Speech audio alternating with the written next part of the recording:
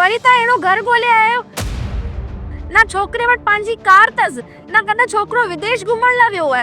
दिसो तो सरी परिवार में ब भावर एक भेण एडो वडो परिवार ना भाई ना मां त न कंदस मुंजी छोकरी तो पोड़ो करे मरी वेंदी।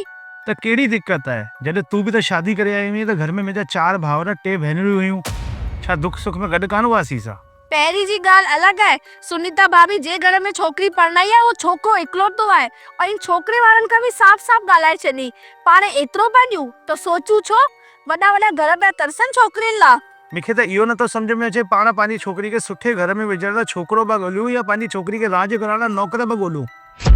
मां रोज़ हिकु छटी खड़ी ईंदो आहियां पर तूं के न के नुक्स कढी करे उनखे मोटाए सघंदी आहीं। कॾहिं छोकिरो सुहिणो न आहे, कॾहिं ॻोठु सुठो न आहे, कॾहिं घर सुहिणो न आहे, कॾहिं परिवार वॾो आहे। त तव्हां छा था सोचो तव्हांजे हिसाब सां कहिड़े बि घर में उछले छॾियास। ईअं कंदे कंदे पंहिंजी धीअ 27 साले जी थी वई आहे।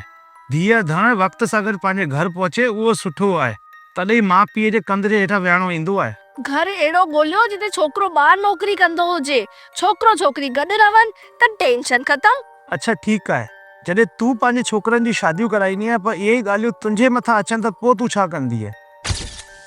सचाई त इहा आहे जे धीअ धण जे मथां अहिड़ी सोच रखण वारी माउ जो हथ हूंदो न हुन धीअ धण जो कॾहिं घर न ठहंदो। हिन सोच जे कारण ई नियाणियूं वॾी उमिरि तक शादियूं न करे पोइ वक़्तु निकिरण ते ॿिए समाज में थी शादियूं करनि।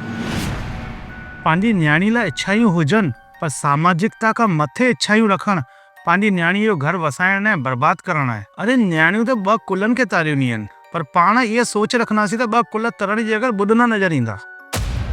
पहिरीं मां नियाणीअ खे शादी खां पहिरीं रोटी पाणी टोपो टरो ॿियो परिवार खे कीअं संभालबो आहे इहो सेखारींदी हुयूं पर हाणे इहो सेखारिबो आहे कि सस जो दिमाग़ कीअं ठिकाने लॻाए रखिणो आहे ऐं सहनशीलता न साम्हूं रही करे कीअं मुक़ाबिलो करणो घुरिजे इहो सेखारियो वेंदो आहे।